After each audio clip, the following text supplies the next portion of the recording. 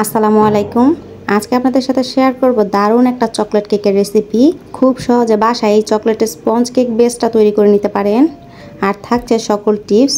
যারা এই recipe follow করে কেক বানাতে চান অবশ্যই একবার ট্রাই করবেন। আপনাদের কেকগুলো অনেক পারফেক্ট হবে, তাই ভিডিওটি না টেনে সম্পূর্ণ দেখবেন।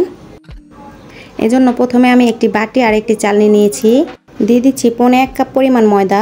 অবশ্যই এখানে ময়দাটা দেওয়ার চেষ্টা করবেন, আটা দিয়ে কিন্তু কেকগুলো ভালো হয় না। দিয়ে দিচ্ছি 2 টেবিল চামচ পরিমাণ কোকো পাউডার, 1/2 টেবিল চামচ কর্নফ্লাওয়ার, 1 টেবিল চামচ বেকিং পাউডার, সামান্য একটু লবণ। এখন ভালোভাবে চেলে নিচ্ছি। লবণটা অপশনাল, আপনারা চাইলে দিতে পারেন, আর না চাইলে স্কিপ করতে পারেন। চেলে নেওয়া হয়ে গেছে। এখন একটি হ্যান্ড উইক্স দিয়ে ভালোভাবে মিশিয়ে নিচ্ছি। আমি অফ ক্যামেরায় আরও একবার চেলে নিয়েছি, আপনারা চাইলে আরও 2 থেকে 3 বার চেলে নিতে পারেন, এতে কেকটা অনেক সফট হবে। মিশিয়ে নেওয়া হয়ে গেছে, এখন সাইড করে রেখে দিচ্ছি। একটি বাটিতে রুমের স্বাভাবিক তাপমাত্রার 4টা ডিম নিয়েছি। ডিমের সাদা অংশ আর হলুদ অংশ আলাদা করে নিচ্ছি। আপনারা চাইলে একসাথেও বিট করে নিতে পারেন, সেক্ষেত্রে ফোমটা হতে অনেকটা পরিমাণ সময় লাগবে।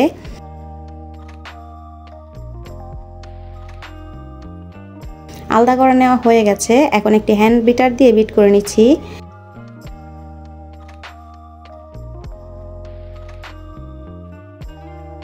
সামান্য একটু ফেনা ফেনা হয়ে গেলে দিয়ে দিচ্ছি 1.5 কাপ পরিমাণ চিনি। মিষ্টিটা আপনাদের টেস্ট অনুযায়ী বাড়িয়ে বা কমিয়ে দিতে পারেন, কিন্তু 1.5 কাপ পরিমাণ চিনিতে মিষ্টিটা একদম পারফেক্ট হয়েছে। চিনিটা আমি একবারে না দিয়ে 2 থেকে 3 বারে দিব। চিনিটা একবারে দিলে ডিমের ফোমটা হতে চায় না, ডিমের ফোমটা বসে যায়, তাই 2 থেকে 3 বারে দেওয়ার চেষ্টা করবেন।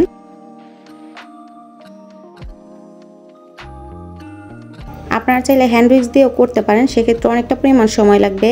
বিটার দিয়ে কাজটা করলে সময়টা অনেক কম লাগে। এ পর্যায়ে বিটারটা 2 থেকে 3 বার অফ করে তারপরে বিট করবেন, না হয় বিটার থেকে কিন্তু একটা পোড়া পোড়া গন্ধ আসে। কিছুক্ষণ পর দেখতে পাচ্ছেন ডিমের ফোমটা একদম ক্রিমের মতো হয়ে গেছে। বন্ধ করে দিয়েছি। এখন ডিমের কুসুম চারটা দিয়ে দিচ্ছি। 4 টেবিল চামচ পরিমাণ রান্না করা সয়াবিন তেল দিয়ে দিচ্ছি। 1 চামচ চকলেট ইমালশন। এখন ভালোভাবে একটু মিশিয়ে নিব। 30 সেকেন্ডের মতো একটু মিশিয়ে নিলেই হবে, ওভার বিট করা যাবে না, এতে কিন্তু ডিমের ফোমটা বসে যাবে আর কেকটা বেক হওয়ার পর চুপসে যাবে।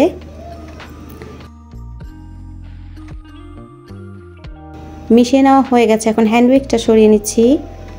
যে শুকনো উপকরণটা আমি সাইড করে রেখেছিলাম সেটা চেলে আবারও দিয়ে দিচ্ছি।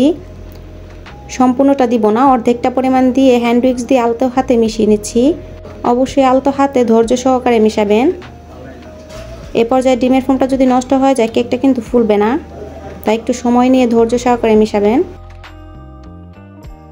প্রথম অল্প একটু মেশানো হয়ে গেলে বাকিটুকু দিয়ে দিচ্ছি। আবার আলতো হাতে ঘুরিয়ে ঘুরিয়ে মিশিয়ে নিচ্ছি। ভিডিওটা লং হয়ে যাবে, তাই আমি ভিডিওর স্পিডটা একটু বাড়িয়ে দিয়েছি। আর যারা আমার ভিডিওটি দেখতেছেন প্লিজ ভিডিওতে একটি লাইক দিয়ে চ্যানেলটিকে সাবস্ক্রাইব করে দিবেন।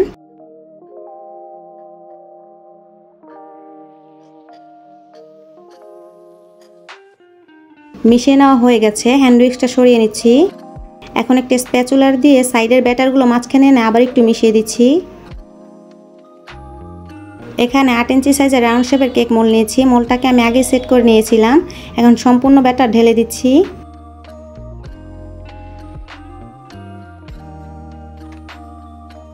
একটি কাঠির সাহায্যে চারিদিক ঘুরিয়ে ঘুরিয়ে একটু নেড়ে দিচ্ছি, এতে ভিতরে যদি কোনো বড় ধরনের ছিদ্র থাকে সেটা ভেঙে যাবে।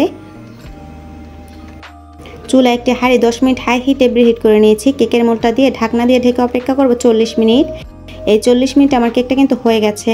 আমি অনেক দুঃখিত, কারেন্ট যাওয়ার কারণে আমি আপনাদের দেখাতে পারিনি। এ পর্যায়ে কিন্তু কেকটা অনেকটা পরিমাণ ঠান্ডা হয়ে গেছে আর হাতেও লাগছে না। এখন একটি ব্রেড নাইফের সাহায্যে চারদিক ছাড়িয়ে নিচ্ছি। ছাড়িয়ে নেওয়া হয়ে গেছে। এখন আলমন্ড করে নিচ্ছি।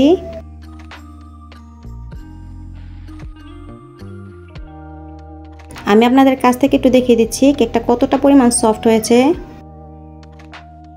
কেকটাকে আমি 3 ভাগে ভাগ করে নিব, আপনারা চাইলে 2 ভাগে ভাগ করে নিতে পারেন। তো এভাবেই চকলেট কেক বেস তৈরি করে আপনারা ডেকোরেশন করে নিতে পারেন। খুব সহজে বানিয়ে নেওয়া যায়। আর কেকটা মাশাআল্লাহ অনেকটা পরিমাণ সফট হয়েছে। পরবর্তীতে ভিডিও আমি কেকটা ডেকোরেশন করে দেখাবো। তো আজকের ভিডিওটি এ পর্যন্তই। সবাই অনেক বেশি ভালো থাকবেন। আমার ভিডিওটি দেখার জন্য আপনাদের সবাইকে অসংখ্য ধন্যবাদ। আল্লাহ হাফেজ।